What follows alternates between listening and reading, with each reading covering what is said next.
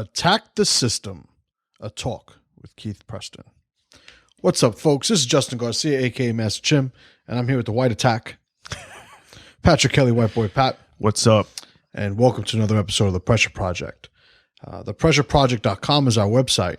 ThePressureProjectMembers.com is our membership site. Go and check it out if you haven't. Info@ThePressureProject.com is our contact email. Got anything to say, some suggestions, critiques, just want to give us a shout, by all means, send us an email. We read them all. So today we have a special episode planned. I was finally able to track down Keith Preston, who is the chief editor of AttackTheSystem.com. Brilliant guy.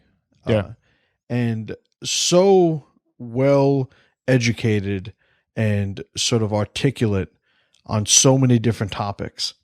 I remember when I contacted him, I actually told him, I said, look, you have so many great things to talk about, because I've heard him on other podcasts. Yeah. I read his site, just some incredible articles there. And so I was obviously very familiar with him, hence, the reason why I wanted to get him on. But I honestly didn't know what to talk about. Yeah. There's just so many things. And you'll see that in the interview. Yeah. It's a pretty long interview. It's about 90 minutes. For us, about 90 minutes. Yeah. But action packed. And, the guy, Keith's one of those guys that you sit him down, you just get him going, and he just goes. Great conversation. It was a privilege for me to get him on the podcast and talk to him. But I think everybody will enjoy it. So without further ado, check out this interview. And this is myself, MC, with Keith Preston from Attack the System. And Pat and I will see you on the other side. And welcome, folks, to the Pressure Project podcast. This is Justin Garcia, a.k.a. Master Chim.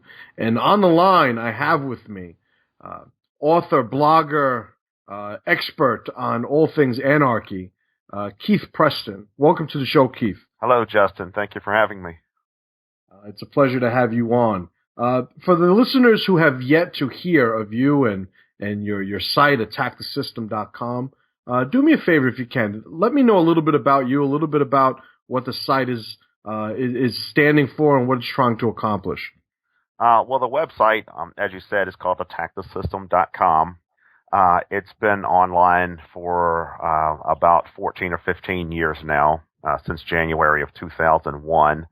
And it represents a project that was sort of a culmination of things that I had been involved in before. Back in the 1980s, late 1980s, I was involved in radical left-wing politics, and I was interested in the anarchist milieu. And over time, I started becoming increasingly interested in all the many different schools of anarchism, as well as overlapping philosophies. And I also became interested in developing a form of anarchism that moved past the kind of doctrinaire left-wing thinking that you find among many, not all, but many anarchists. And I started looking at some other political philosophies along the way. For a time, I was involved with libertarianism. For a time, I was involved with the Patriot movement. I've been associated with things like the alternative right in more recent years.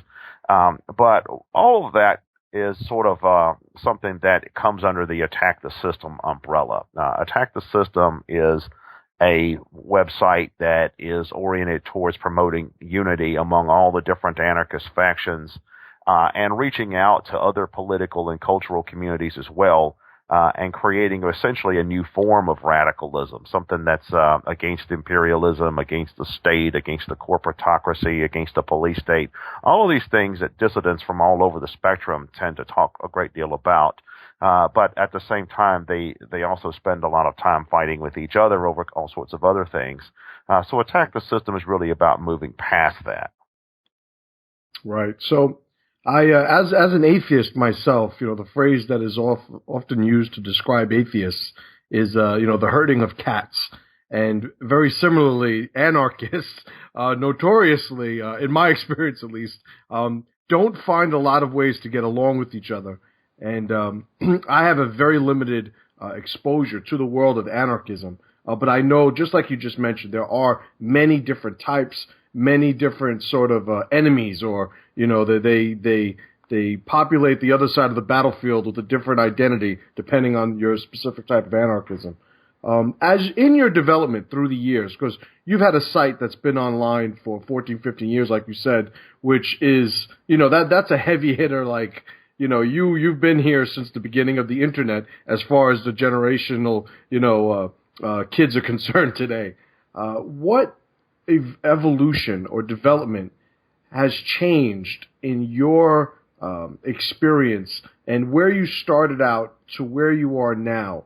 Is there anything where, through experience, exposure, paying attention to what's been happening on a world scale, what has changed, if anything, that may not have agreed, the Keith Preston of 2015 with the Keith Preston of 2001, per se? Is there anything that you didn't agree with? You mean how have my own views changed over time? Exactly.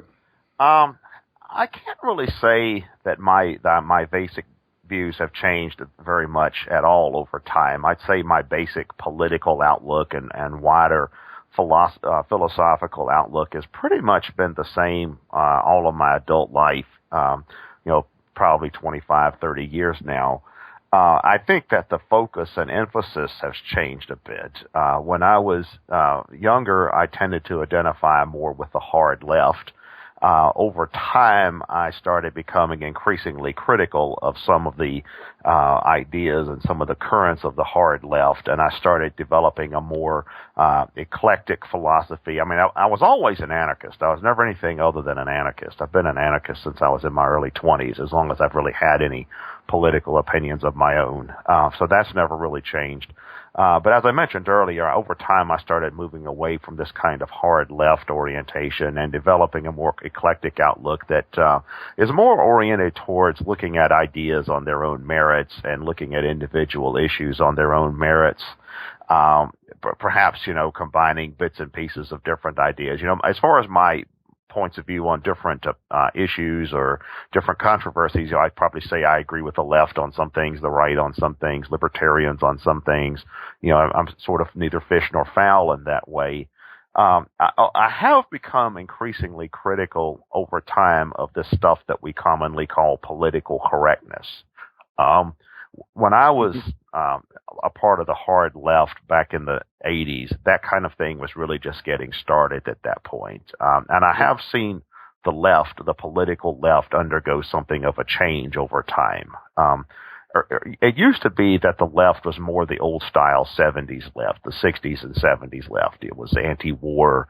It was, civil libertarian oriented, kind of do your own thing, the ACLU type of left, the counterculture type of left.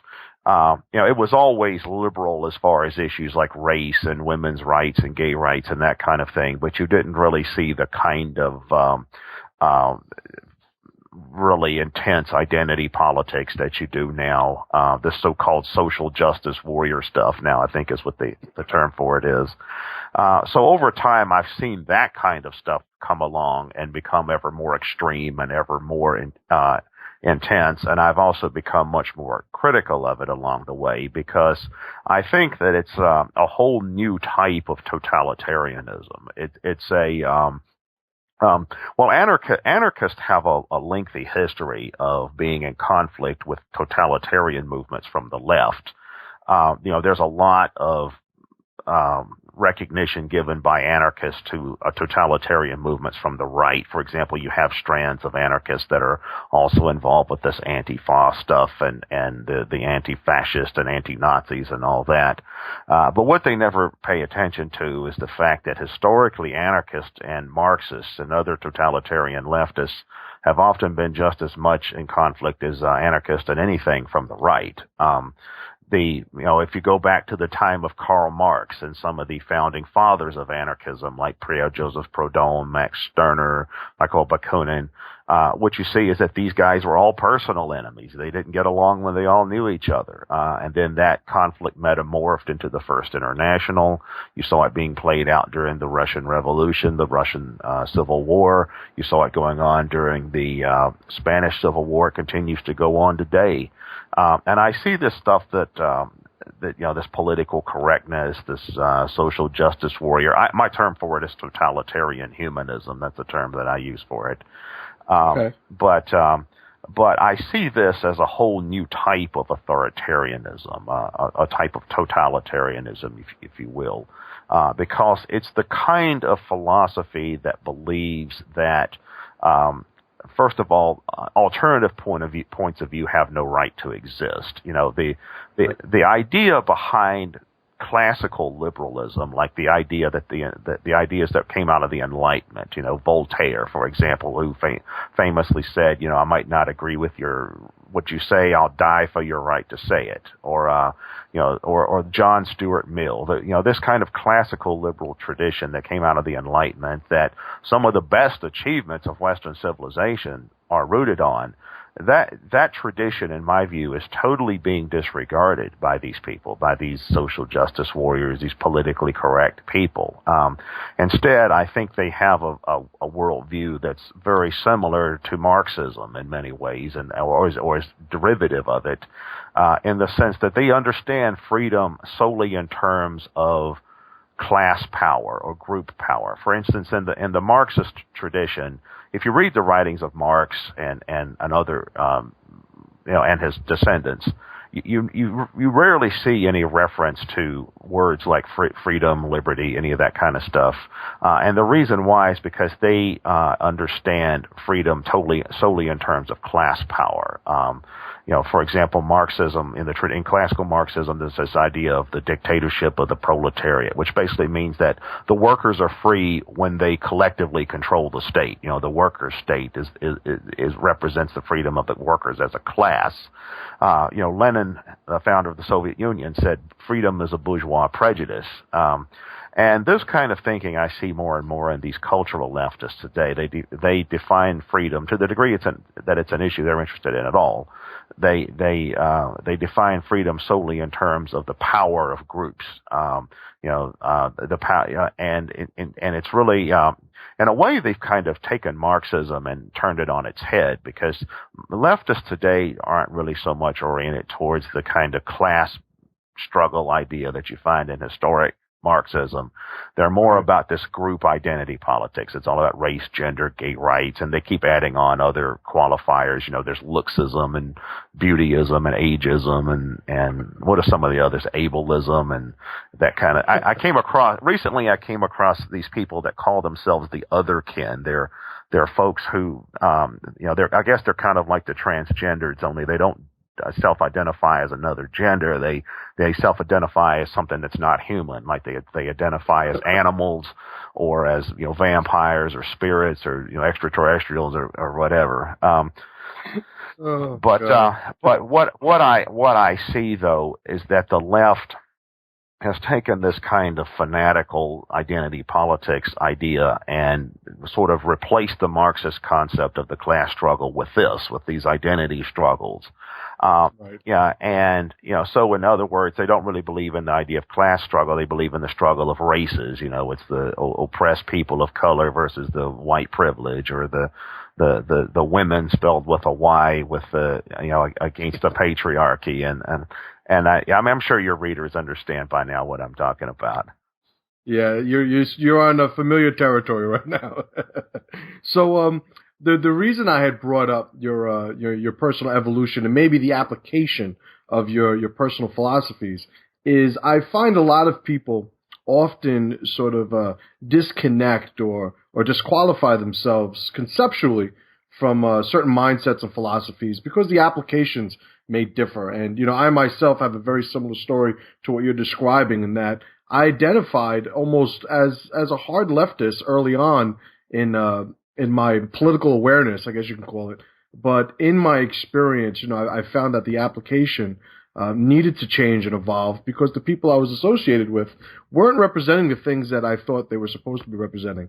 Now we have speaking of Lenin, we have the whole generation of useful idiots that is just looking for something to complain about, when conceptually they often can't articulate, what exactly, their struggle is against.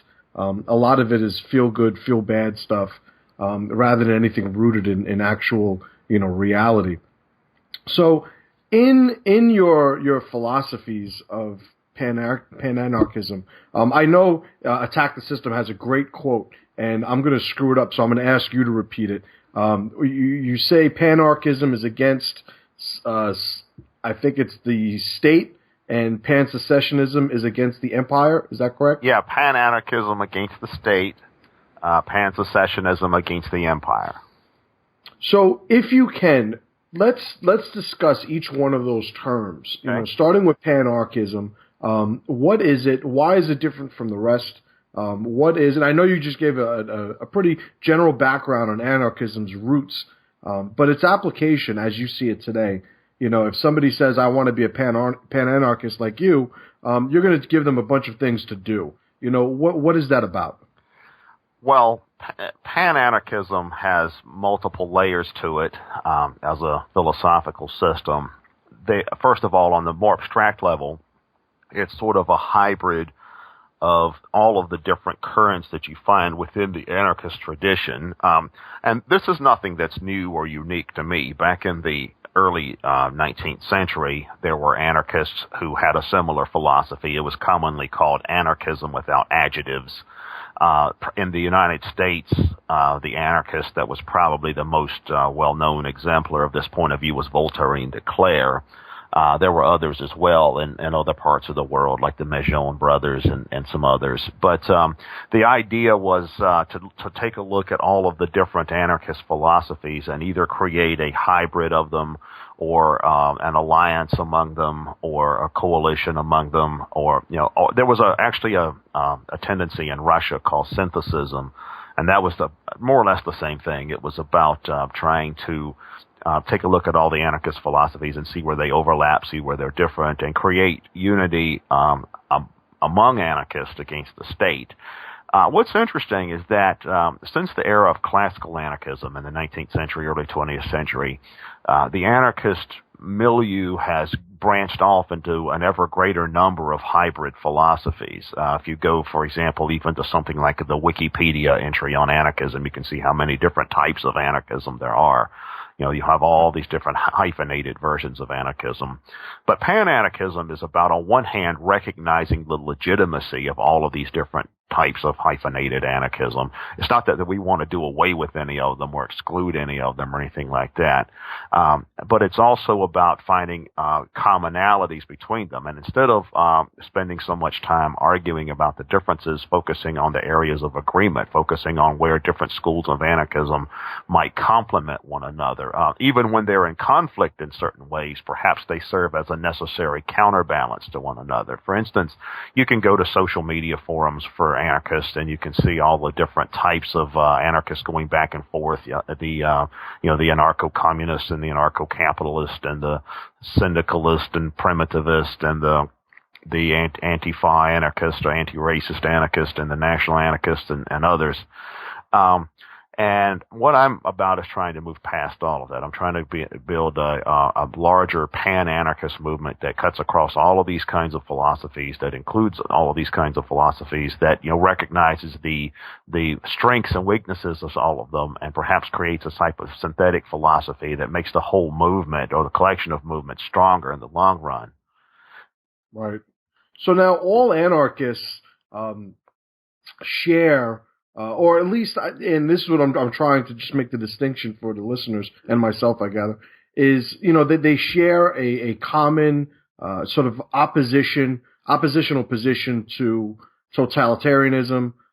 In today's society, specifically maybe American society, it's in, you would call, you know, would you call it the development of a, you know, police state, a totalitarian government? What's the direction of America, for example, that you guys are aiming to undo, undermine, and reverse? Yeah, well, if we look at issues that are going on in American society today, there's a whole lot of issues. I mean, there's always going to be a whole lot of issues, but the main area of focus that we tend to be interested in is, first of all, foreign policy. We're against American imperialism, the fact that the United States is constantly attacking other countries and and conducting drone wars inside other countries, killing huge numbers of people. It's estimated that possibly over 1 million people have been killed in the war in Iraq.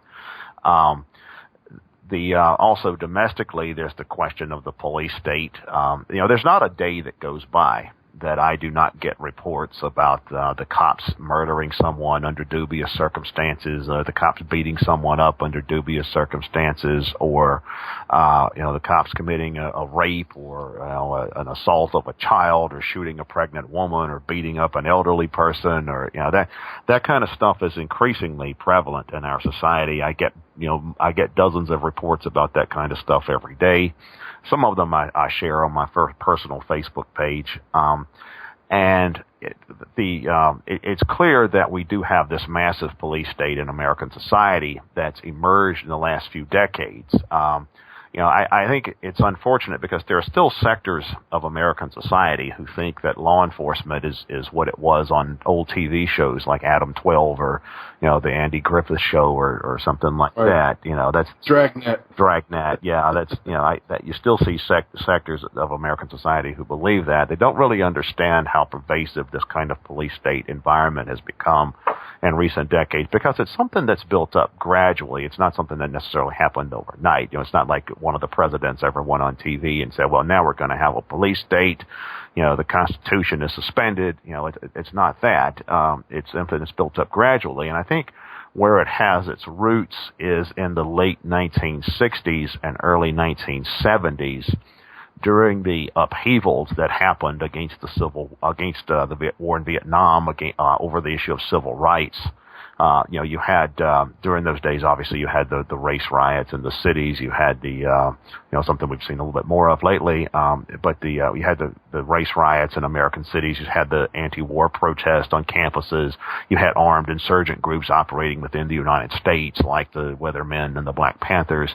And I think that back during that time, the powers that be, if you will, started to developing plans for squelching that in the future. I think they started looking at it like, we're not going to let this happen again. We're going to find a way to squelch this in the future. And that's during the same period. It's during the early to mid 70s that you start seeing SWAT teams emerge as a part of police departments. In fact, I've told the story before, but when I was a little kid, there was a TV show. It was a popular TV show called SWAT, and it was about the Los Angeles SWAT team. And I loved that show. Yeah, it was eventually taken off the air because it was considered the most violent television program of all time back then. This was 40 years ago. Right.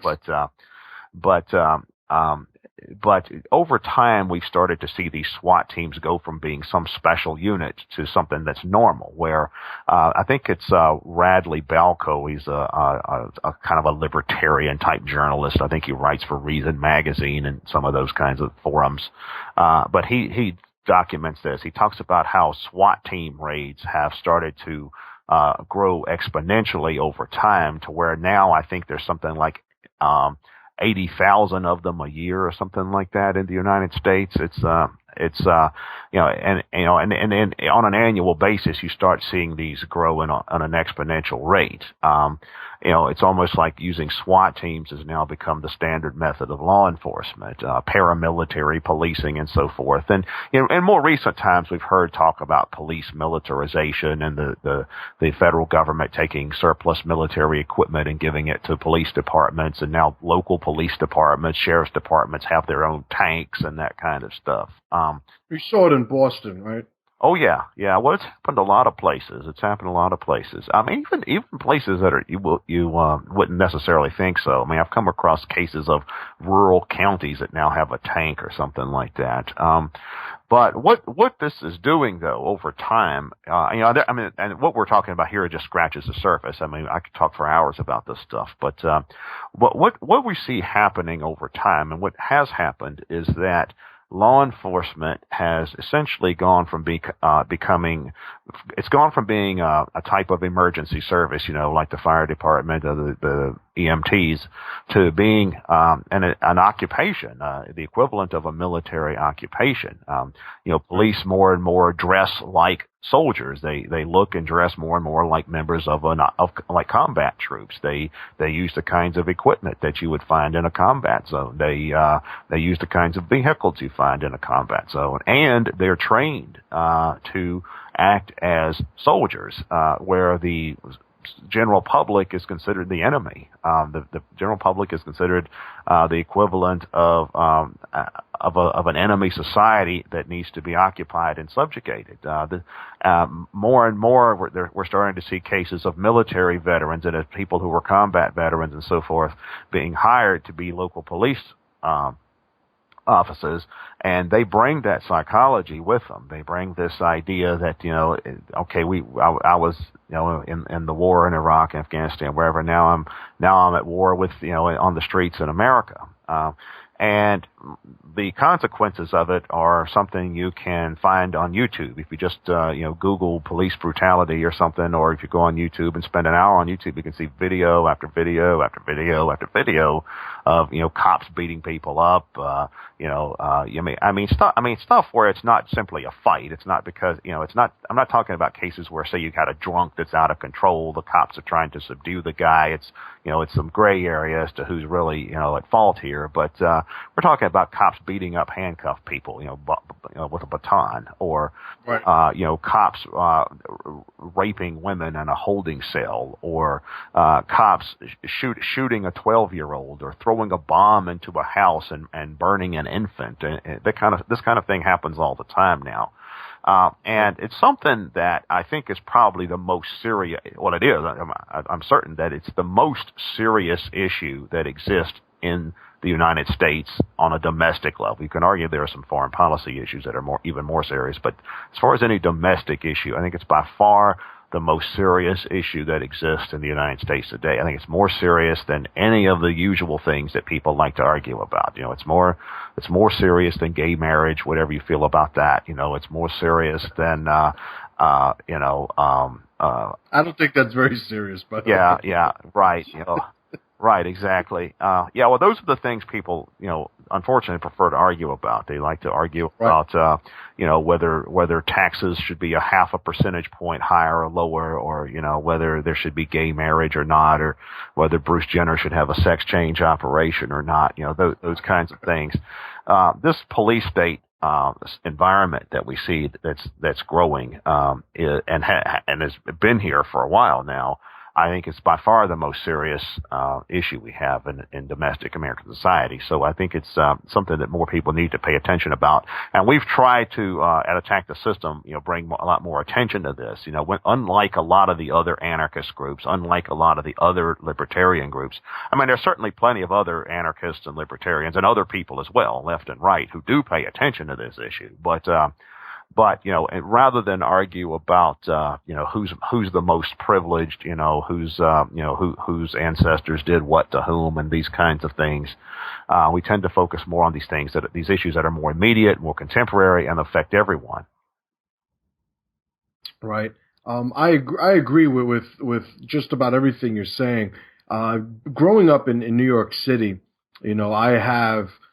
Maybe not by choice, I've had a very close relationship with the NYPD, and what I've found is, as time has gone on, and it's never one thing. It's always the dynamic between so many different factors. But maybe piggybacking on what we were talking about earlier with these political correctness and the social justice warriors, you have this, in my experience, this mired, mucked up conversation when it comes to police brutality, in that you have the guy who is legitimately being brutalized and should legitimately be put on under a spotlight, so we could sort of have the conversation on what cops are doing behind closed doors, or which is becoming more and more prevalent with the the ability of the average citizen to record them nowadays. But a lot of times you wind up getting these situations where there is a debatable sort of argument on whether or not it's going to be brutality or whether it was necessary force, and and so much legislation and a movement towards the police state, the surveillance state, I think is sort of hidden, like almost as a Trojan horse behind these often useless discussions about the whether the college kid wasn't supposed to be handcuffed behind his back instead of in front of his back, or whether the guy who was being just a complete ass of himself in a bar, should he be grabbed by his neck or should he be escorted out by his arm? And it's lost. The actual conversation that I think a lot of us should be having is lost because we get distracted by these arguments of lesser significance.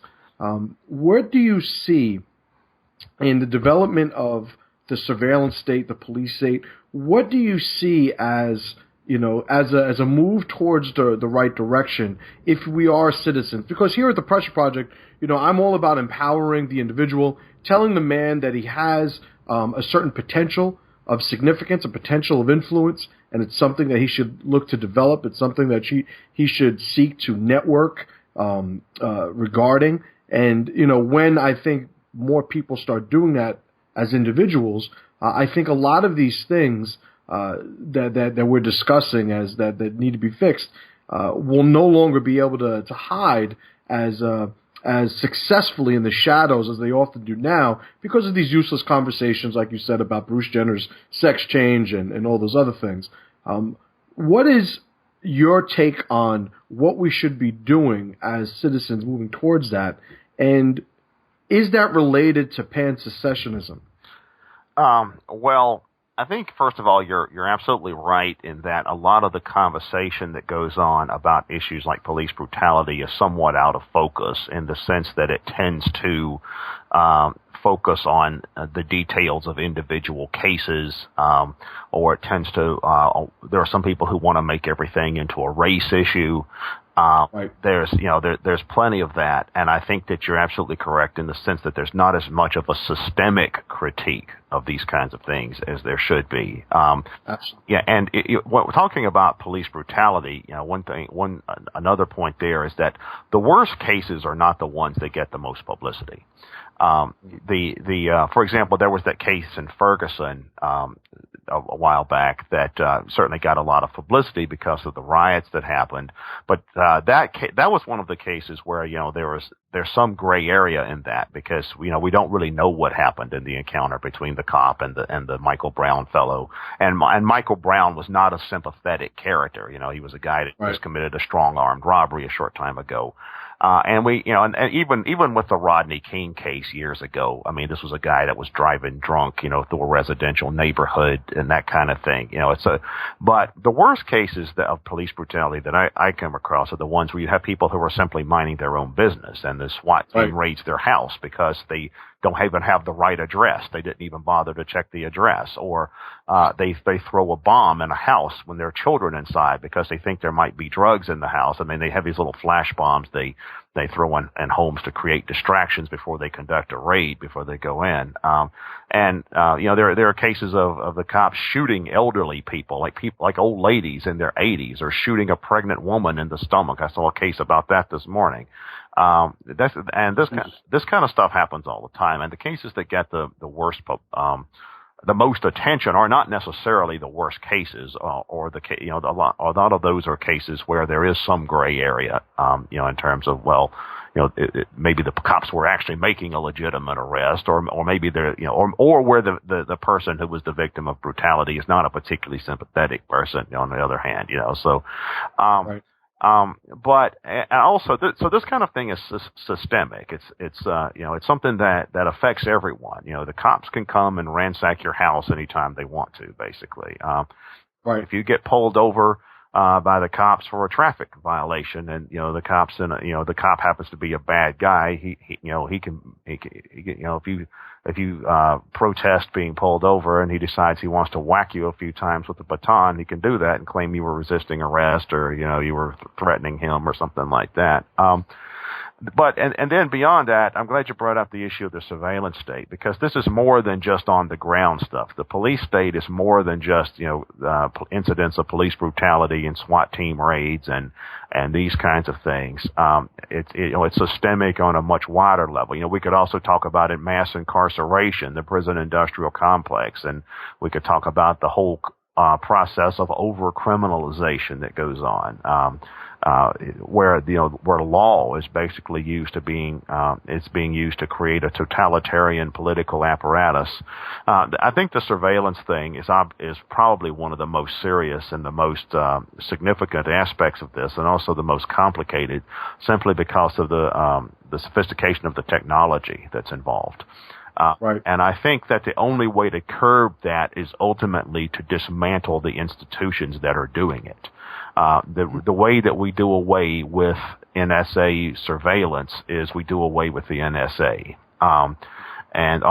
We need to dismantle the institutions that have gotten this kind of power, where they're able to do these kinds of things, and that's what pan-secessionism is about. Pan-secessionism is a strategic concept. It's not an ideology. I've had people ask me, well, what are the core tenets of pan-secessionism? Well, there aren't any. I mean, it's kind of like saying, what are the core tenets of signing a petition or voting or having a protest march? It's a tactical concept. It's not a philosophy. But pan-secessionism is about simply seceding from centralized authority.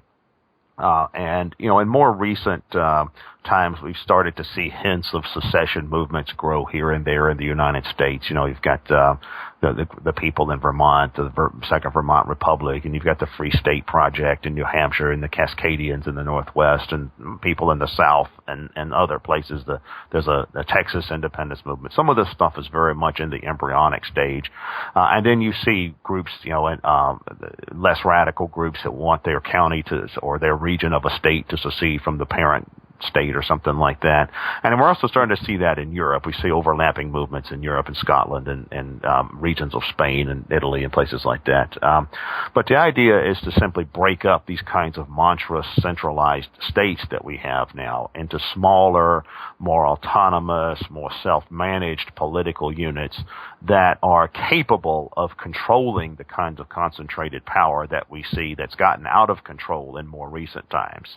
And this is something that's not ideological per se. I mean, you can be a secessionist and be everything. I know people in trying to develop, philosophically, I'm a pan-anarchist, and most of the people around Attack the System have a somewhat similar view. We're about promoting a form of anarchism that transcends all the barriers within anarchism, but we're also about reaching out to other groups that are against the system, left, right, truthers, counterculture, whatever, and trying to see what we can do collectively as far as breaking down this kind of system and dealing with questions that all of us across the spectrum of radicals, across the spectrum of dissent, are interested in.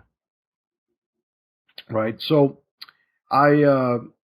in the development of somebody who considers themselves an anarchist, or I should say, for the person outside of the anarchist movement, when we know nothing about anarchy, we hear chaos. We hear, oh, these guys just want everybody running around with paint on their face, like a scene out of Mad Max. What is an anarchist utopia? Well, I don't really believe in the concept of utopia.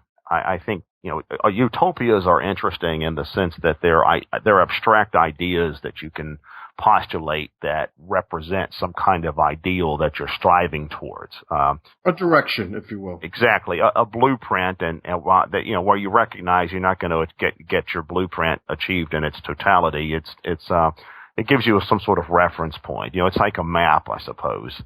As to what anarchism is, as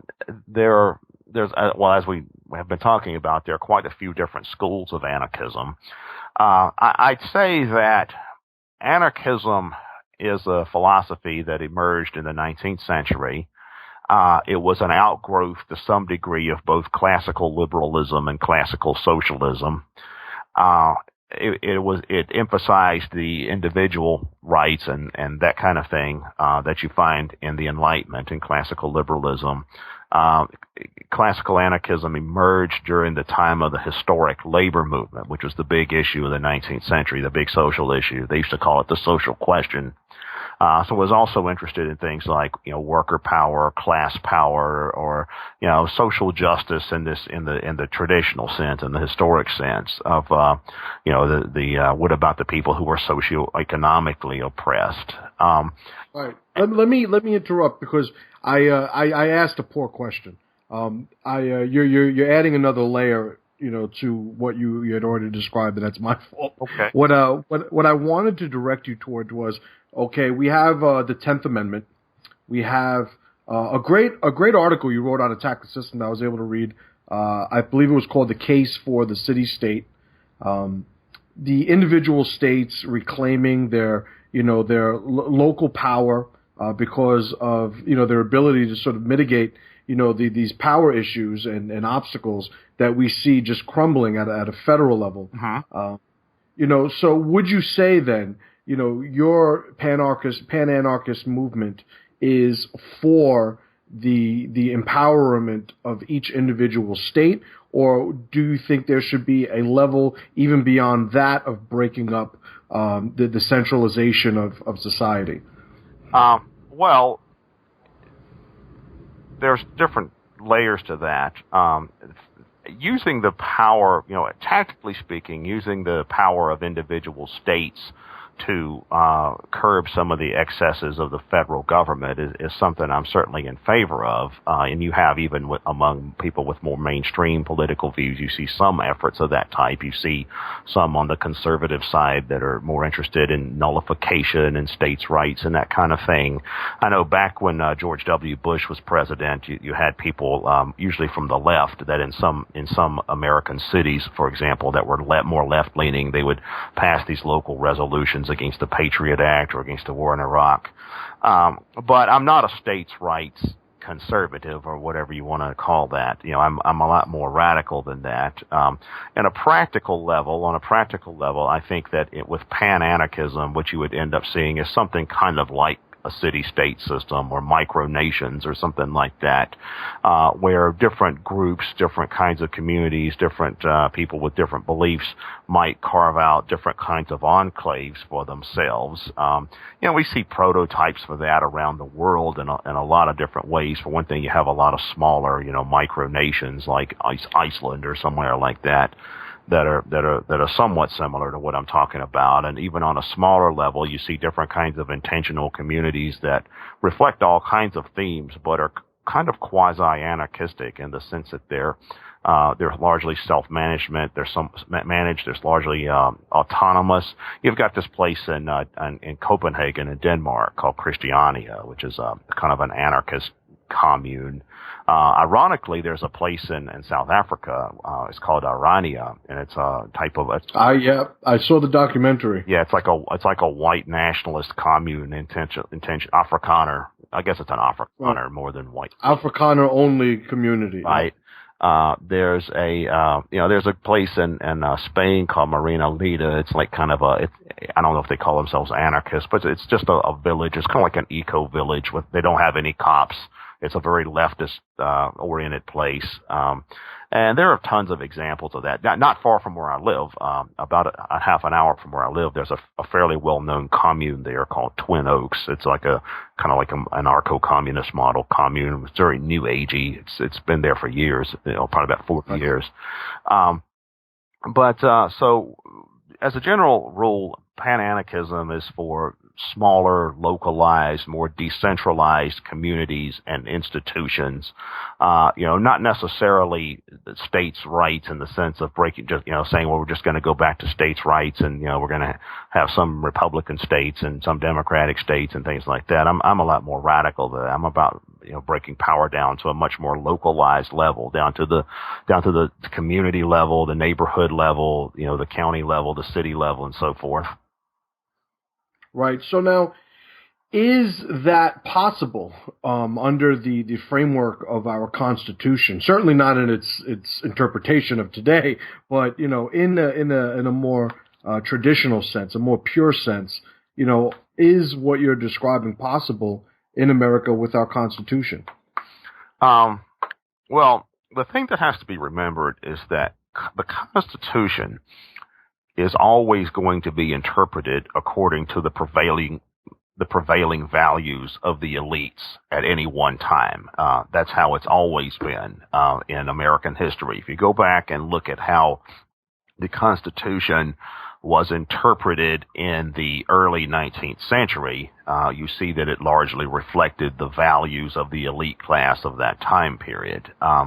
In those days, the Constitution was largely considered the charter for the federal government, and the individual states were considered almost the equivalent of independent countries. In fact, if you go back and read the writings of American political figures prior to the Civil War, a lot of times you actually see them referring to their state as their country. But then in the late 19th century, you start to see, on one hand, you see something interesting. You start to see a more consolidated national regime, and this whole concept of an American nationalism, or whatever you want to call it, or statism, starts to develop. But at the same time, it also starts to take on a more laissez-faire flavor when it comes to economics. There was a Supreme Court decision back in the late 19th century that actually struck down laws regulating the number of hours workers could work, on the grounds that this is an interference with, I guess you would call it the free market today, or whatever they called it back then. The liberty of contract, I think, is what they called it. So you see this kind of a, central government, but with a large free trade area, laissez-faire, very Gilded Age oriented economics. Then in the early 19th and the early 20th century, during the progressive movement, you start seeing constitutional during the progressive era, you start to see constitutional interpretation shift again, and they start the courts, the federal courts, start defending the right of the federal government to intervene in the economy, to regulate society towards social engineering purposes. There were even Supreme Court cases that upheld things like forced sterilizations and eugenics and that kind of stuff. And then in the post-war era, like in the late 20th century, the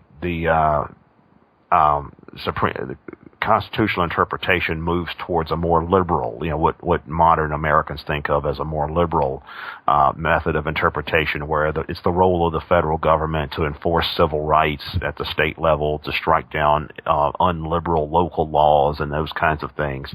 You see a kind of a shift again towards the end of the 20th century, towards a somewhat more conservative interpretation, that's maybe pulls back a bit from the kind of liberal interpretation that you saw maybe in the 60s and the 70s of the Constitution. But the point behind this is that the Constitution will always be interpreted according to the values of the elites at any one time, the prevailing consensus among the ruling class, if you will.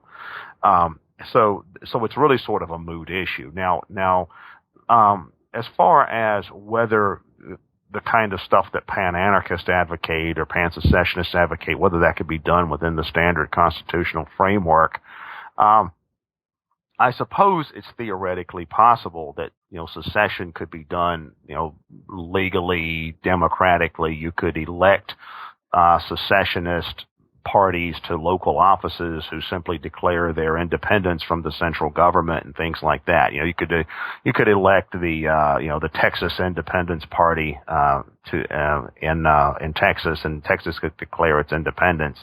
Now, I don't think that the feds would respond cheerfully to that. But I think, the model for achieving some of these goals that I tend to draw on the most is the collapse of the Soviet Union. The Soviet Union was a massive state that, it was really a coalition of nations. It was really the old Russian Empire, renamed, in Soviet terminology. Right. And eventually what happened is that the system just fell apart. The system became so incompetent, so inefficient, so stagnant in terms of its economy, and so illegitimate that not even the elites even believed in it anymore, and it just kind of fell under its own weight. And you had the uprisings in Eastern Europe, where all of the communist regimes there were overthrown, and you had the 15 Soviet republics that simply declared their independence. They told the Russians, sorry, we're done with you, we're out of here. And that's really the model that I see happening. I think if pan-secessionism were to happen in the United States or in Europe, in the European Union, I think a similar process would have to take place, where the system just simply falls under its own weight. It delegitimizes itself to where no one takes it seriously, no one believes in it anymore. Meanwhile, you do find more localized communities of whatever kind asserting their own independence and autonomy. Right. Good friend of mine, Jack Donovan, his podcast is called Start the World. And that's what he refers to. It's also his argument for electing Hillary Clinton. He says, we get Hillary in there, shit'll hit the fan, quick, and we can get started. So I agree with you in that, assessment of what it's probably going to take before we make those types of changes on a grand scale. So talk to me about your idea or application concept of radical localism. Radical localism is simply the idea that local groups should manage their own affairs.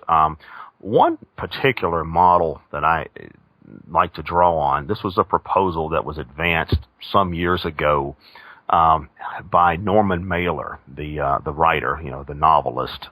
He actually ran for mayor of New York City in 1969. And he had this plan for devolving power in New York City to the neighborhood level. He had the slogan, "Power to the neighborhoods." And this would be something where the different boroughs of New York City and the different neighborhoods would largely be self-managed and manage their own affairs. And, he said if one community wants to put up a statue of John Birch, that's fine. And if another wants to put up a statue of Malcolm X, that's fine.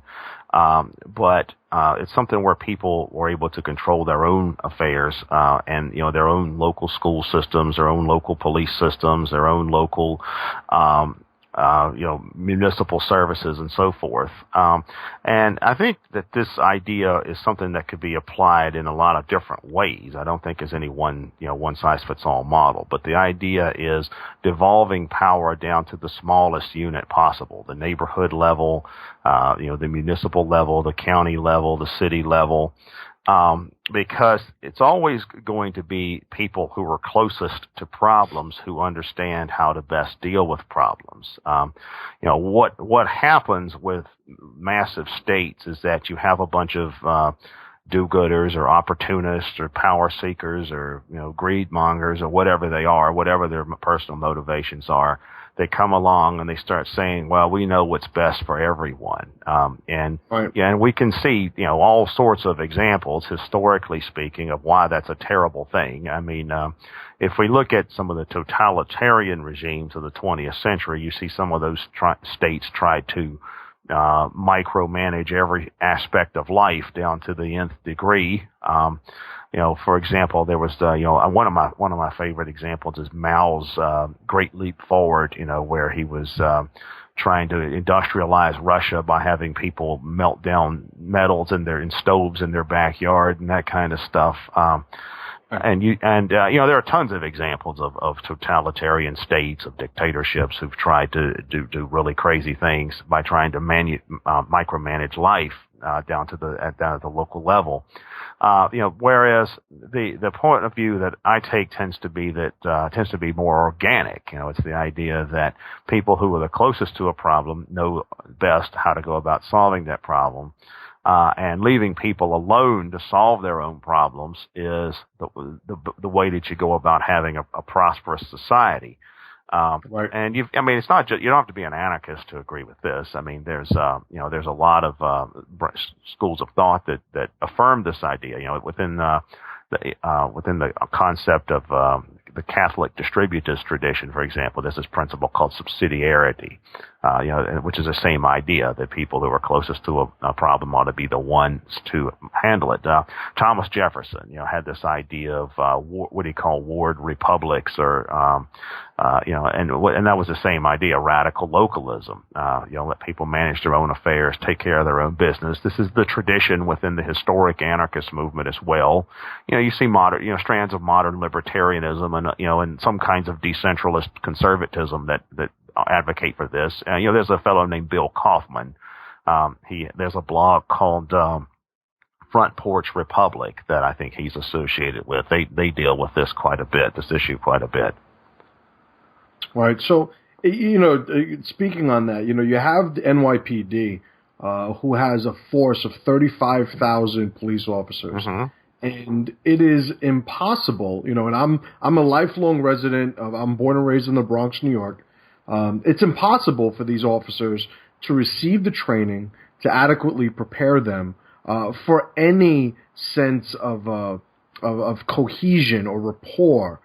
They don't speak the language. They don't know the organic nature and the organic dynamics of certain neighborhoods. So, it's something that I see every day. I see these guys that don't stand a chance as police officers. They may not be bad people, but there's just such a sort of incongruence between who they are and what the neighborhood needs in their police, and it's doomed to failure. So I could certainly see that on a daily basis here in New York. So you also have or maybe I should just ask organically, what is your opinion of the way that we educate our youth, and how the state wants our children to be one thing, where we in fact may want to preserve the right and ability to do something else. I'm a homeschooling dad. I have a homeschooling book, and the idea of locality and what we were just talking about with radical localism is something that I think is very much hand in hand with the homeschool movement, in that, we want to deal with things that pertain to our lives and our cultures and customs. Where do you see the educational system of our country moving toward, and what are maybe some of the problems that you've noticed? Well, there are a whole lot of problems with the educational system in the United States. Education is not a subject I've written a whole lot about. I could, but but since you ask, there are really, for one thing, we have to look at the kinds of disparities we see in the educational system along the lines of social class, along the lines of race and things like that. I mean, some of the schools that we have in some of the inner cities are, might as well not even exist. They're terrible schools. I went to a couple of them. I know. they produce students that are functionally illiterate, and it's and you have people teaching in these schools that are illiterate. I've seen television interviews. Say, for example, a teachers union in a large city goes on strike, and you'll see man on the street interviews with some of the teachers, and some of them can hardly speak. I mean, it's so you have grossly incompetent people teaching in the public school system in many areas. Now, that's not all public school teachers, and it's not all public schools. You find some public schools in some affluent suburban communities that they're state of the art schools. They're like Club Med High or something like that. But in many American communities, particularly poor communities, the quality of the schools is beyond pathetic, and you have utterly incompetent people teaching in them. The training that teachers get is substandard as well. In many school districts, you only have to have a 4-year degree in education to be a public school teacher, and an education degree is one of the easiest degrees you can get. I mean, it's like getting a degree in basket weaving or something like that. It's you don't really have to know anything to get an education degree. I personally have spoken to public school teachers that I thought that their level of knowledge, intelligence, education was pathetic beyond belief. So the quality of the teaching, as far as the curriculum, more and more education seems to be designed towards these kinds of standardized testing systems. Like, I don't have children of my own, but I have young children, in elementary school, middle school age, and high school age in my wider extended family. And the stories that I hear about the way they push these standardized tests on the kids is unbelievable. I know teachers who are, educated, competent people who complain that they're not really able to do any real teaching because education now is so geared towards pumping the kids up for these standardized tests. It's just become a very cookie cutter type of approach to education.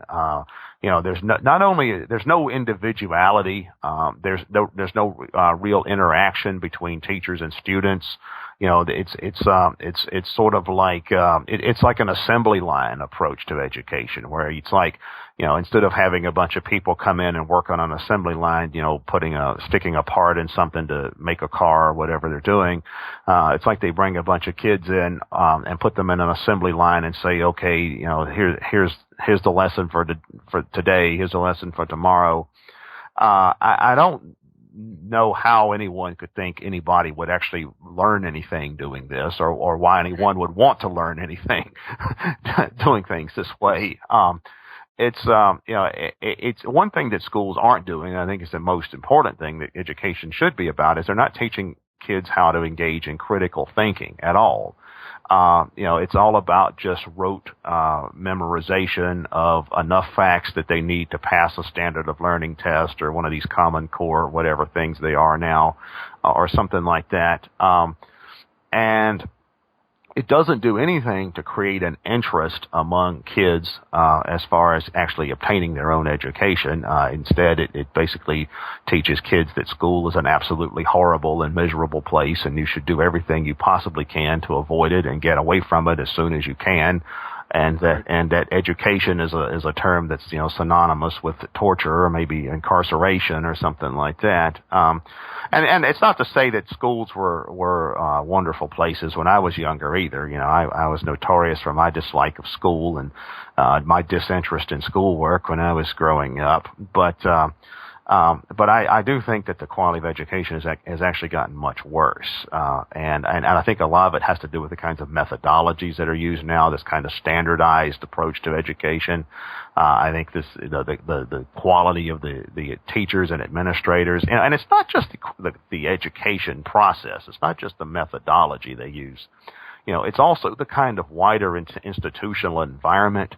Right. That schools now are like prisons. Like I had a friend of mine that her son was suspended from school for an entire year because he had a plastic water pistol, a little kid's toy water pistol, in his book bag or something like that, and he was in the. Well, it must have been filled with cyanide, right? Oh yeah, right, or something like that. Yeah, he was 9 years old. Oh, jeez. I heard about a case where a kid got arrested by the police for sexual assault because he was a 7-year-old who kissed a girl without her permission or something like that. And I hear about stuff like this all the time. What it clearly shows is that the people who are running the school systems are utterly incompetent. I mean, these are people that don't have a brain cell to speak of. People who adopt policies and engage in actions of this type. And so there's the kind of institutional environment you see in schools where there's where this kind of stuff goes on. There's the approach to education. There's the low quality teaching. Also, more and more, I'm starting to see education being used for ideological purposes. Where not that it wasn't in the past, but it's. I mean, when I was growing up, I didn't have the experience of going to the public schools for very long.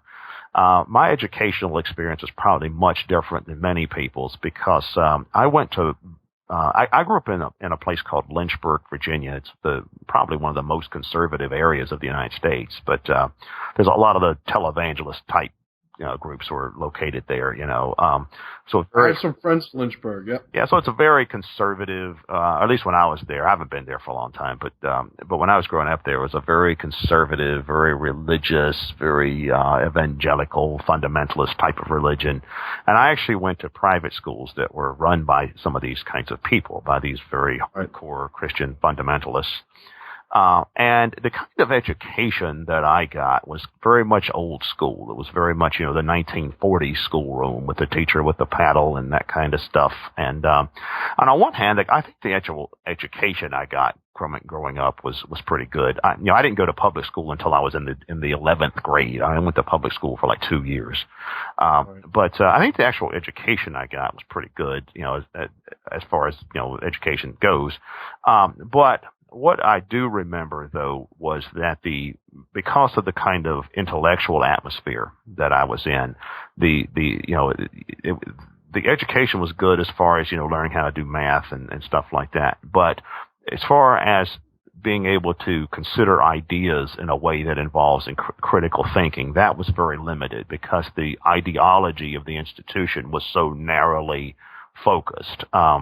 And in fact, one reason that I became later in life so critical of this political correctness stuff was that it reminded me very much of that. It reminded me of when I was younger, when I was exposed to these very hardcore, right-wing or whatever you want to call them, Christians with this very narrow fundamentalist, theological, ideological way of thinking, and this hostility to critical thinking, to ever considering other points of view.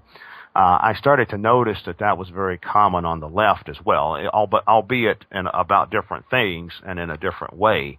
I'm starting to see this creep into the educational system. I'm starting to see in the educational institutions, particularly the universities, and I would imagine the public school system is following suit because I've seen some evidence of that as well, where the educational system is becoming an indoctrination system for this official PC ideology that mainstream progressives hold to. And it's like and what's more insidious about it, I think, is that they pretend to be value neutral.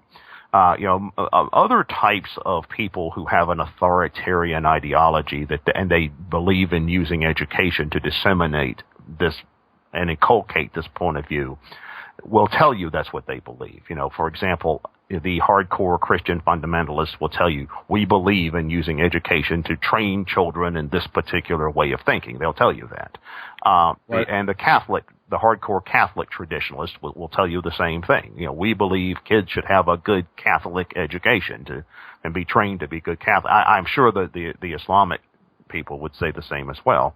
But the left does is they claim to be about pluralism, and they claim to be about free thought and secularism and this kind of stuff, but they're not. They have their own theology. They have their own theocracy, if you will, where instead of it being some sort of religious theology, it's more of a secular theology, or where instead of saying you can't question theological tenets that are off limits, it's other things. You can't question liberal or progressive orthodoxy about, say, race, or about gender, or about homosexuality, or about religion, or about economics or climate change or any number of other things. You start to I think there was a column by Ross Douthat a while back, the syndicated columnist, who I have some extensive disagreements with him about a lot of things. But one point that he raised that I thought was absolutely correct, he said that, institutions of higher learning should simply say what they are. They should say, we are believers in the progressive ideology and progressive orthodoxy. We believe in using education to inculcate these values. Just like Notre Dame is Catholic, just like BYU is Mormon, just like Bob Jones University is fundamentalist. We are progressives. This is our philosophy. We believe in using education to teach these values. Right, and the reason I bring up education in this type of conversation is because I see it just as you've described as a means by which the future generation, or the children of today, are disarmed from even being able to participate in these bigger issues that we led the conversation with. Being here in New York City, I can hardly carry a conversation with the majority of people that I run into from day to day. So when you start talking about these issues, like, what are we going to do as individuals? The state versus the individual, the groups, and different philosophies, different forms of anarchy, as example. Like, I cannot even have these conversations with these people because they've been completely intellectually disarmed through the school system. In moving past this current state of education, what do you see, or what would you speculate is homeschooling is obviously my answer to this, but how would you fix it? What would you suggest that people, pay attention to? What advice would you give somebody who's struggling with, their children, or the idea of having their future children, put into the system of basically, ignorance indoctrination? Well, one thing that's important is to be familiar with the school system in the community that you actually live in. There are some public school systems that are worse than others. There are some that aren't that bad. There are some that are horrible. Just being familiar with your local school system, paying attention to it is one. Homeschooling is always, a good option for people that can do that. Private schooling is a possibility, although there are a lot of private schools that are just as crummy as public schools. There really are. I think that we need to give more consideration to the whole concept of the whole issue of how schooling is actually done. The whole, the methods of instruction that are being used. I think first of all, we've got to get away from all this standardized testing stuff. We need to do away with that. Yeah, and I think that, ironically, I think the kind of public school system that we had in the United States back in the early to middle 20th century was actually pretty good. It was something that tended to be more localized. It was more, you had neighborhood-based schools that tended to be smaller in terms of the number of students. They tended to be more culturally homogenous because they were localized. They also had higher standards for teaching as well, for people who actually got hired as teachers. I think we need to have a lot stricter standards for who can be a public school teacher. Not just anybody that managed to fake their way through college, but people who actually meet certain standards. As an example, I think that teachers should at least be required to have a degree in the subject they teach. If you're teaching math, you should at least have a math degree. If you're teaching science, you should at least have a science degree. And a lot of them don't. Just making too much sense, Keith. Yeah, a lot of them don't. You also, one thing that I'm in favor of, and this is where my anarchistic strand is coming out, but I think we need student unions. I think we need unions for high school students or public school students generally that work in collaboration with parents associations. I don't know, the PTA, if that even still exists, or whatever. But we need, schools are supposed to be providing a service to consumers, and to taxpayers. The public school system is extremely expensive. People pay taxes to finance the public school system, and its purpose is supposed to be to provide a service, i.e., quality education to students.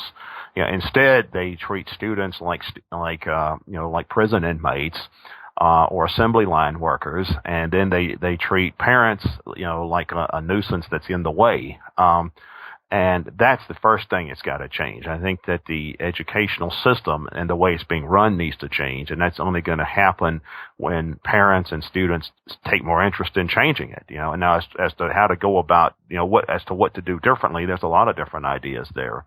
But I think that's the first thing. There's got to be people who want to change the public school system, change the educational system, so that you do have higher standards for the education professionals, so that the methods of education are more functional and so forth.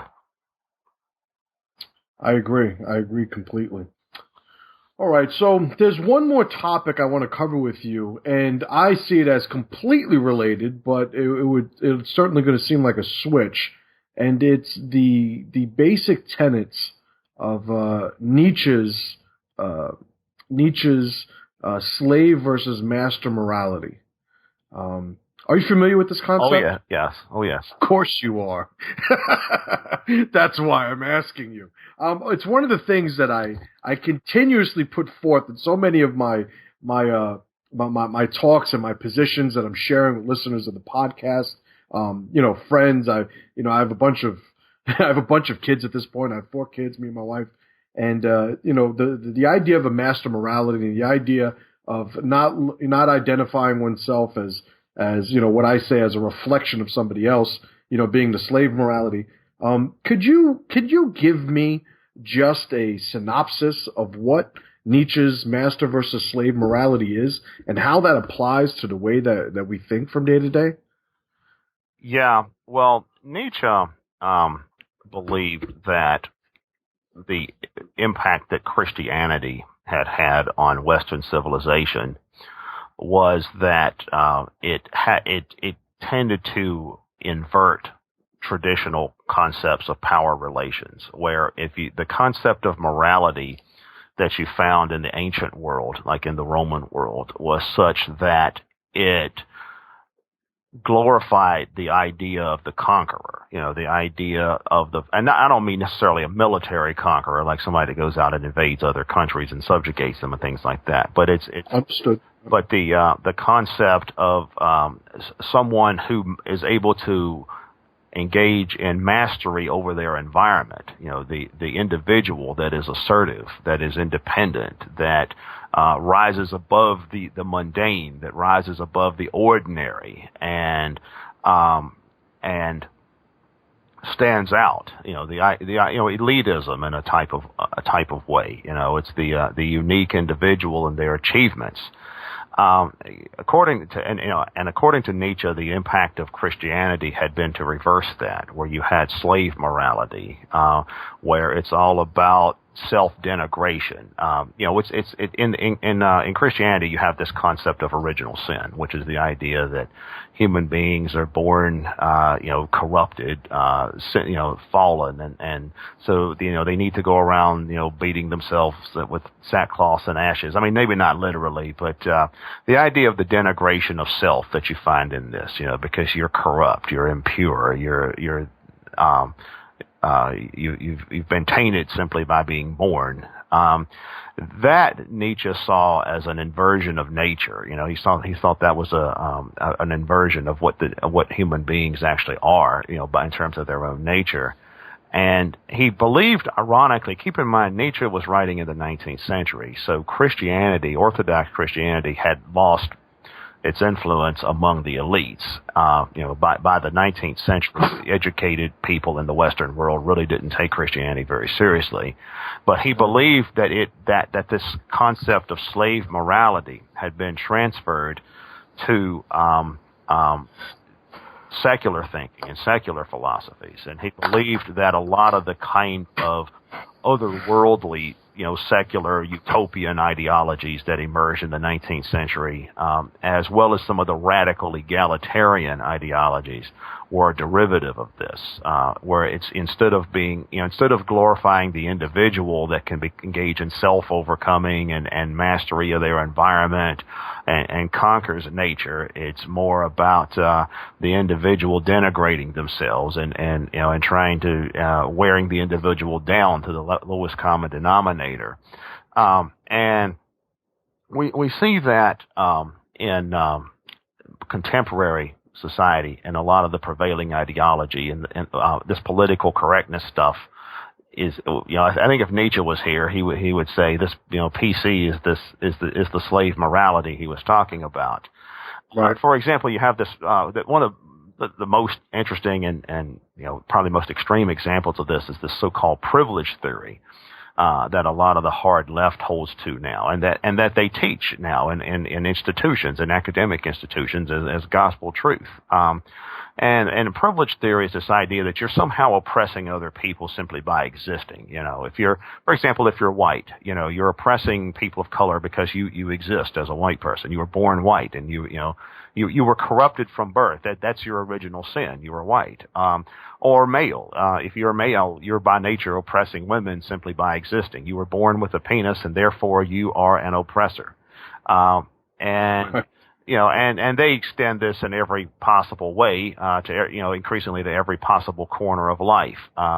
If you're a physically attractive person, well, you're oppressing ugly people. Or if you're skinny, you're oppressing fat people. Or if you're healthy, you're oppressing sick people, or whatever. It's this idea that individuals that possess some innate trait that's not of their own choosing, or who accomplish something through their own doing, either one, are somehow oppressing other people just by virtue of their existence. And I think that, and the idea is that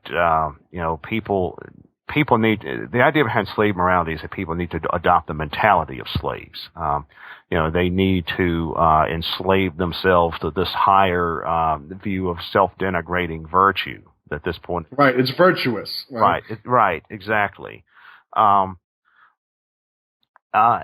again, it's really interesting. I think it's really interesting to compare political correctness with theocratic religious movements, because one of the tenets of and also other older forms of secular totalitarianism, because one of the ideas that you find in movements like that and philosophies like that is that you can never do enough for the cause. It's for example, in the old style, among the old style communists, you could be at a communist meeting every day. You could spend your days and evenings passing out the communist newspaper or whatever, but you're still not doing enough for the workers' struggle. I remember reading once about the Jim Jones cult, about how in their group they were expected to work 20 hours a day, for the cause.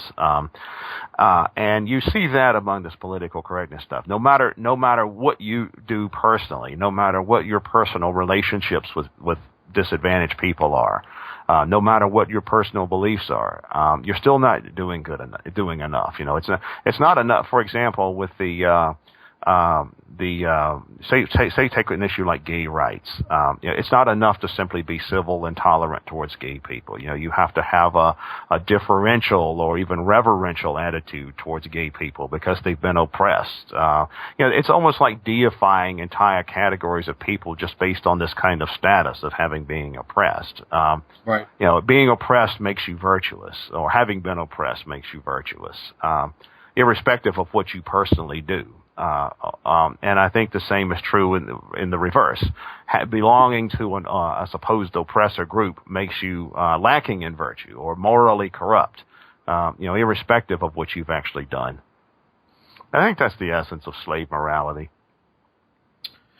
I agree. It's funny. My initial exposure to Nietzsche's philosophies did not happen, admittedly, and I'm 40 years old now. It didn't happen until about maybe 5-6 years ago.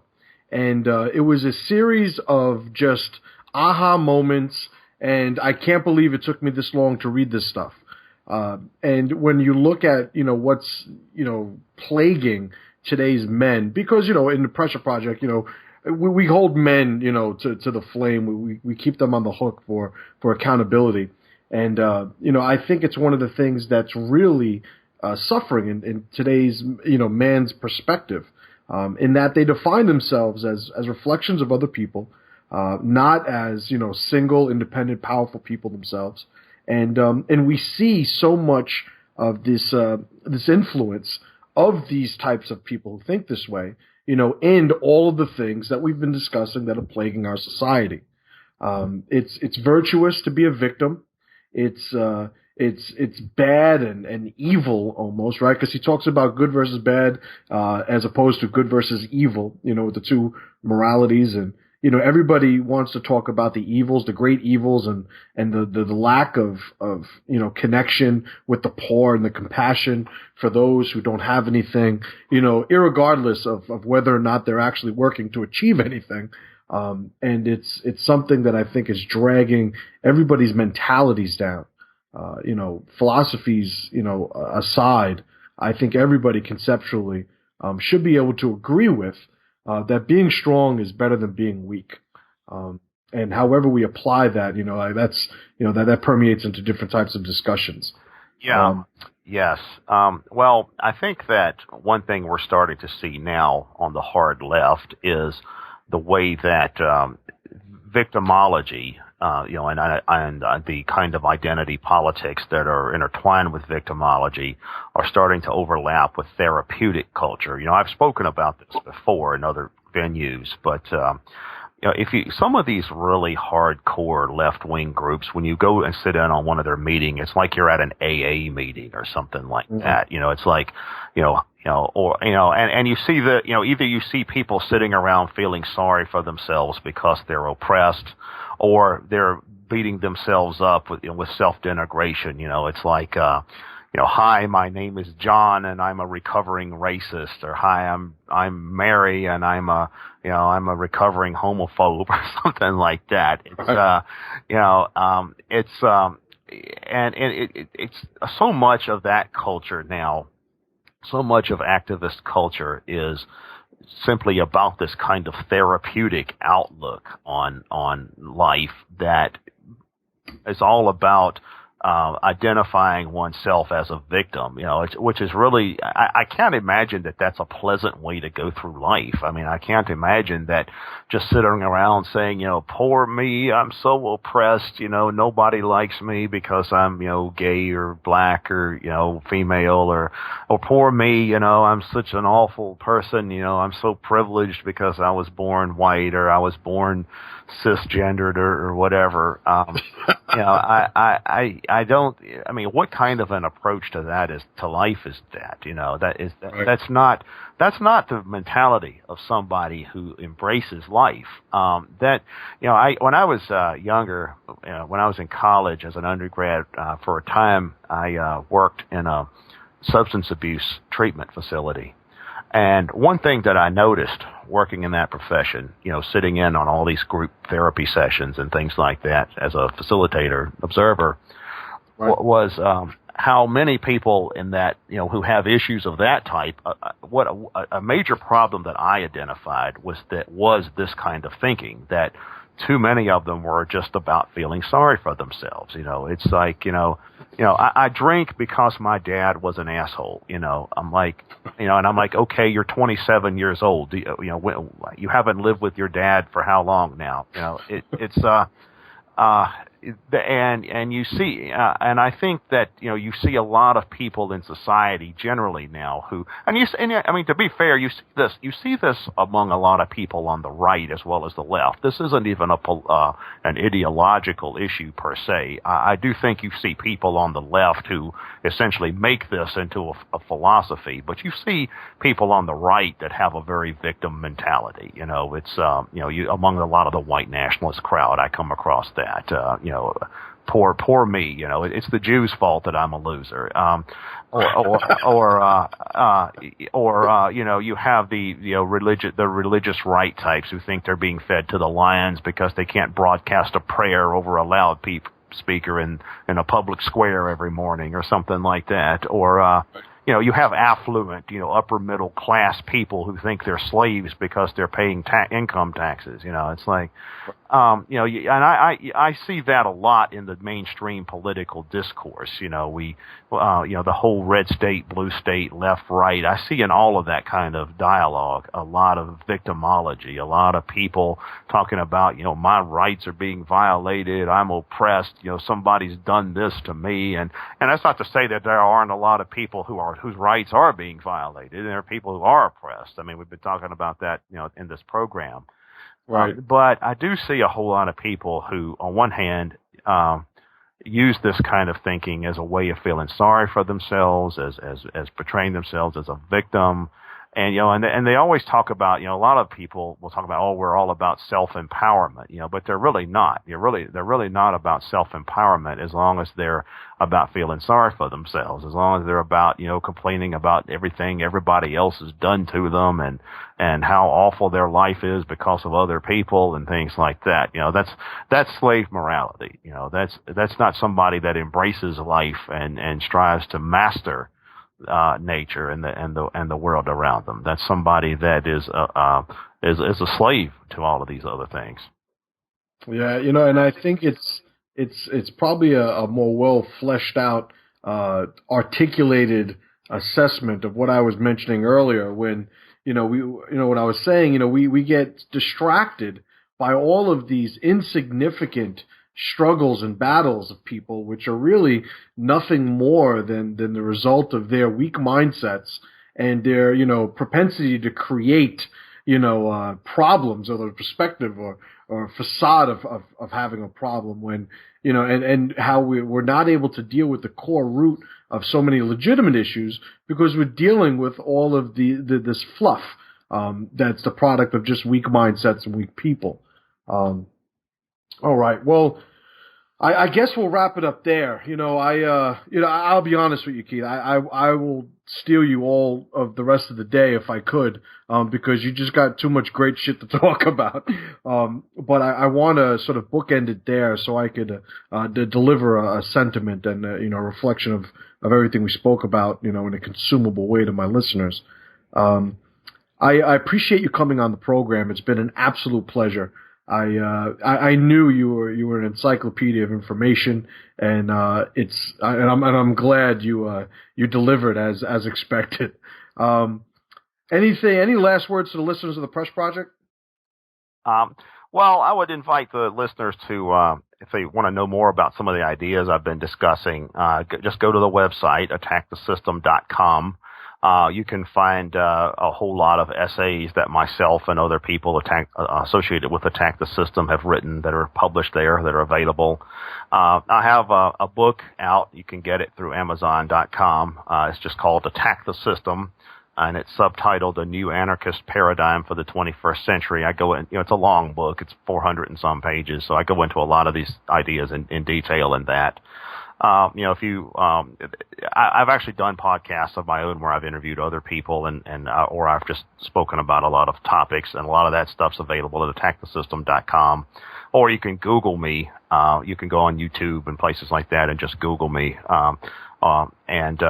And you'll find a lot of interviews and podcasts and other things that I've done. You'll also find there's a lot of people who don't like me very much. I'm not popular in some circles. Which means you're doing something right. Yeah. If I was universally loved, that's what I would think. I would think, what am I doing wrong? There's something I must be missing here. If you don't have enemies, then you don't have anything. Absolutely, I agree completely. At least that's how I sleep at night. Again, Keith, thank you, and we will have every one of the links mentioned on the page associated with this episode. Thank you so much again for doing the program, and I look forward to discussing these things with you in the future. If I have something that I would really want your perspective on, hopefully I'll be able to contact you and drag you onto the program again. Yeah, sure. But again, thank you so much, and I will talk to you soon, brother. Thank you. All right, thank you. And we're back. So, great interview. What'd you think, Pat? I thought it was great. Give me a little bit more than that, Pat. Thought it was really great. No, it was really good. One of my favorite parts, or actually my favorite part, is when he was talking about how people say that they're self-empowered, and that's like their big claim, I'm self-empowered, yet they complain about every other person that bothers them or oppresses them or tries to keep them down. So this was towards the end of the interview. This was towards the end, right? The slave morality part. Yeah, so I mean, realistically, I have to get him back on for Nietzsche Talk. Yes. Because you could tell the energy of the talk sort of rose when I brought up Nietzsche and slave morality. That's what probably pushed it another 30 minutes. Yeah, and I know he's an expert. I know he's very well versed in the works of Nietzsche, and when I brought it up, it was almost like, look, I don't know when we're gonna get to talk again. So I wanted to talk to you about this. You know, I don't care if it has exactly has to do with everything else. I need to get you to send some power my way with this concern. No, he did a good job of like fleshing that out. Yeah. So one of the things about a guy like Keith Preston is, and this is the case for so many people who I consider powerful. We're not going to agree in a lot of applications for things. Sure. There's going to be some variety. There's going to be some incongruence, right, between our positions on some things. Yeah. But one of the things I really wanted to illustrate, I thought it to be true, and I think I proved it to be true, is that at the core, every one of us believes in strength over weakness. 100%. So being stronger is always going to be what everybody that is about the Pressure Project mission, is in support of. Yes. So with Keith, one of the things I was able to sort of get him to I guess articulate to some extent, because it's probably not something he's used to speaking about specifically. Yeah. Concerning police brutality. Yeah, that was a good section as well. Both of us, we agreed on, when you have people that are complaining about everything, the legitimate cases get lost in the sauce. And he was saying he had a lot of examples of things that aren't really out there. Like the worst cases aren't really made public. And I've heard about some of those, like some of the, Absolutely. And the no-knock raids. Yeah, those are rough. It's, absolutely. And one of the things that we tend to get sort of brushed with a broad stroke with, I think probably inaccurately, is that, we're always going to be pro-cop no matter what. And it's not the case. I happen to admittedly work with a lot of different police. I've trained them. I continuously train them every day. Here at the school, I've gotten, the privilege to work with a bunch of police academies and organizations. And the thing is, they're people just like we are. Of course. Right? And when you said, and I brought this up during the talk, when you take a guy who has no innate ability to communicate or establish rapport with the people he's supposed to be policing. Yeah. And you thrust him into that situation without training, without the ability to make that connection. It's a failing formula. You're setting him up to fail.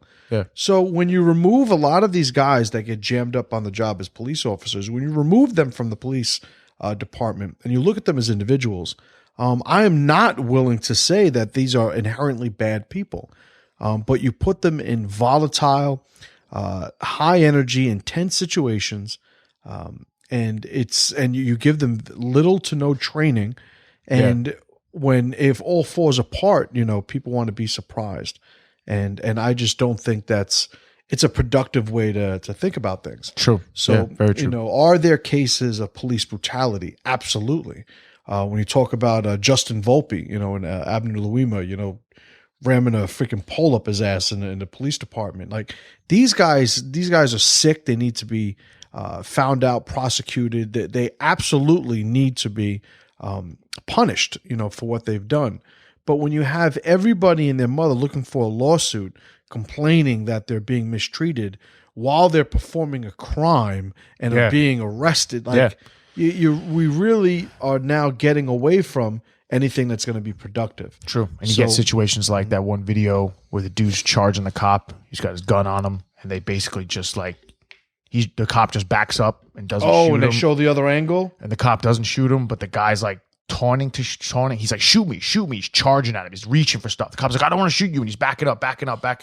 And then nothing happens. The guy ends up getting, but it was a situation where, that cop seemed like he was hesitant to do his job because of outside factors.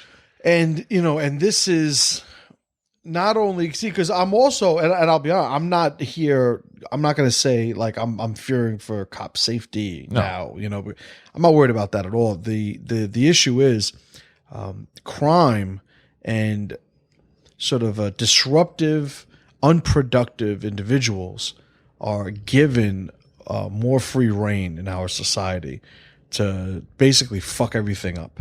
Yeah, pretty much. There was a time where, and I grew up in the hood, but there was a time where we could play outside on our blocks, and everybody was safe. We had people who did crime, we had violence, we had all these things, but there was still a sort of this medium, or I should say minimum level of civility, Sure. amongst neighbors that is now just completely, void. It's just not there anymore. It's true.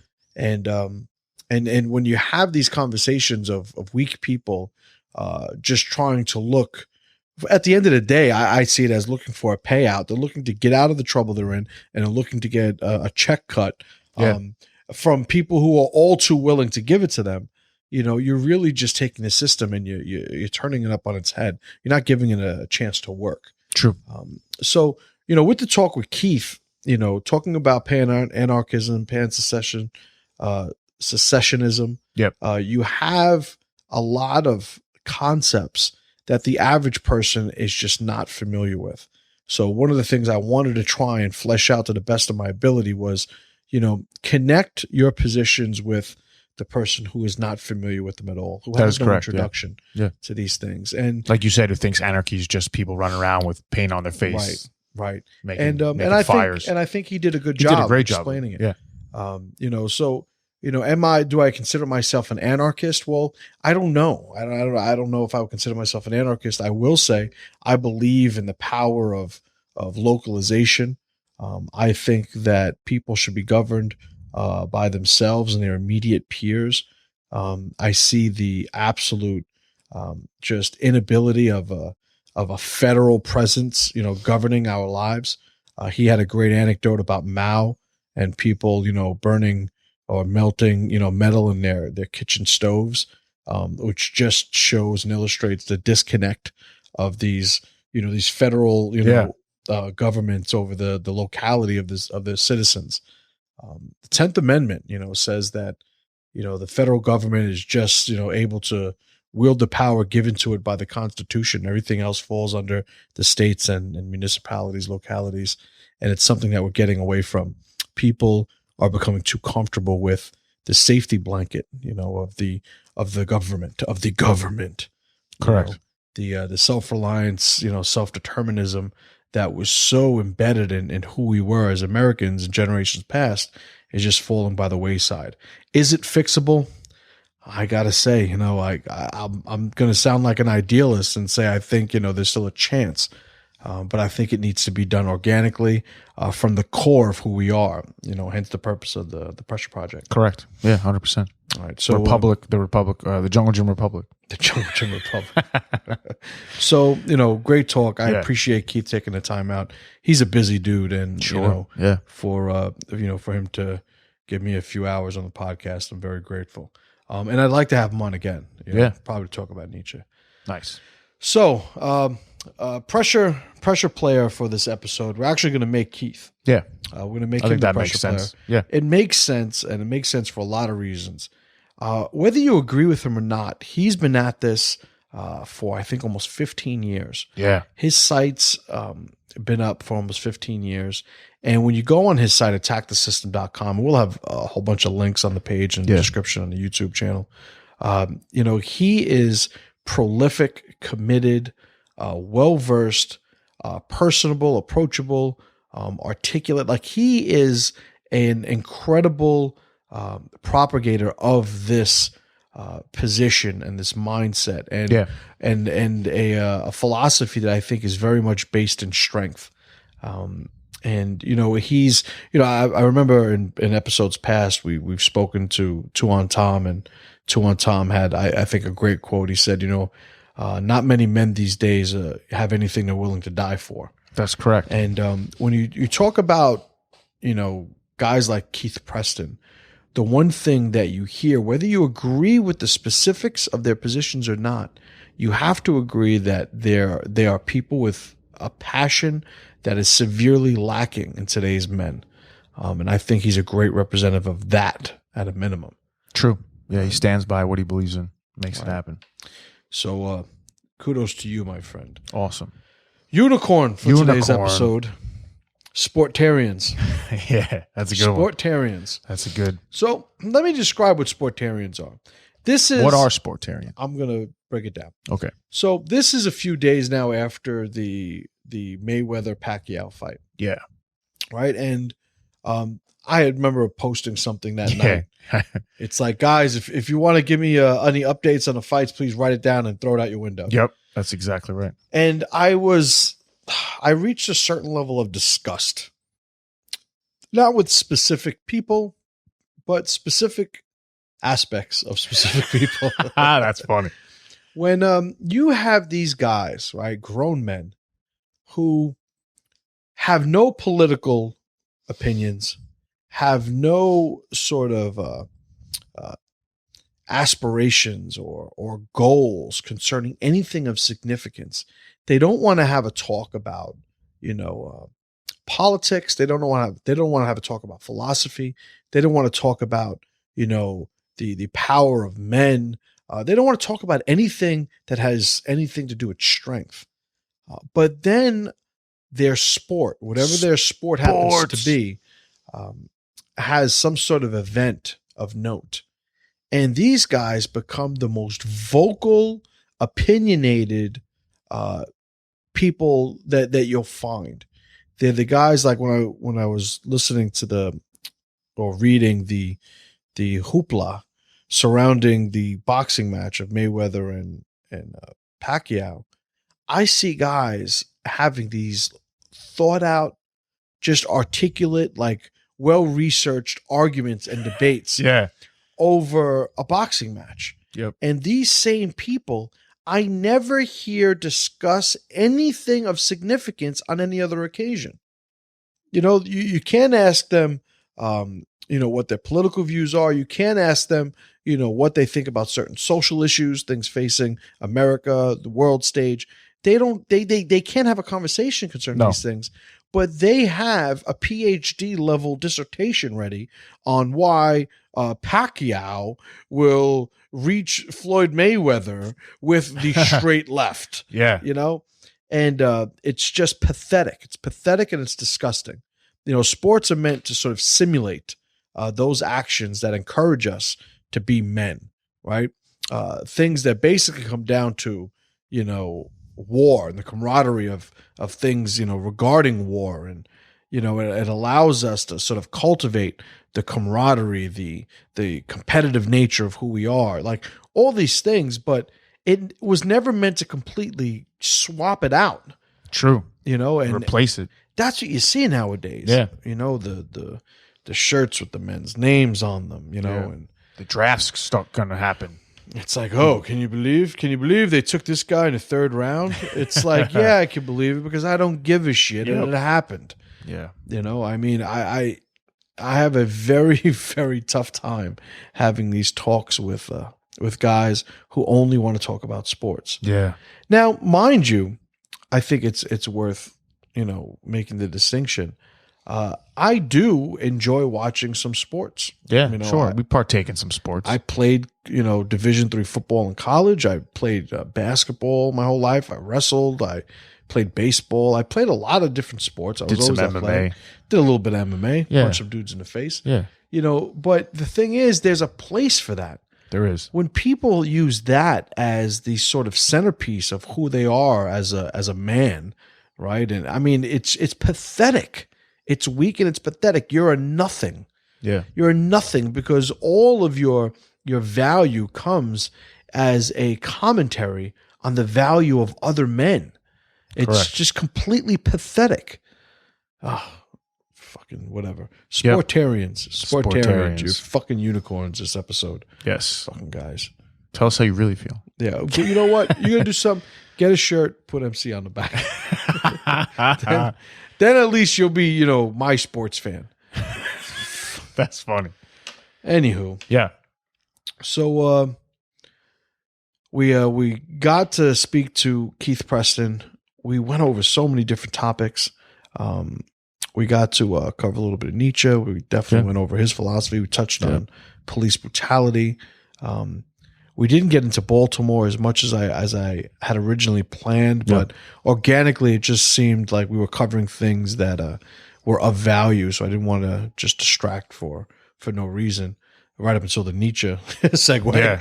But it was a great talk. Fuck Sportarians. Yeah. Pat, break it down. Okay. So excellent interview. If you are unfamiliar with the subject matter, you've learned a lot from this interview, which is good. If you were familiar with it, great. Reinforced your thoughts, which is always good. Again, we'll have him on again. I believe so. He was good. So he's a guy that we want to hear more from. And member sites going strong. So excellent on everybody who's making that happen. And pressure to power. Right. So with Keith Preston, you get somebody who reminds me of a James Bowery. Right. James Bowery, sortocracy.org. We've had him on before. Yep. He has such a developed opinion and world and philosophy on, his politics that oftentimes you'll find a certain disconnect between what they're trying to say and the ears of the people they're trying to say it to. Yeah. I think Keith Preston does a good job of speaking plainly, speaking honestly. He was completely open. I asked him, is there anything, that you don't want to cover?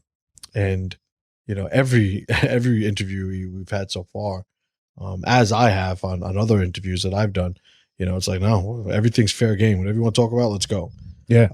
So Keith does a great job of explaining a lot of his points.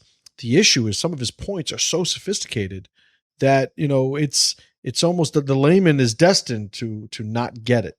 Right. So I hope that, because I am certainly not as well versed in his topics as he is.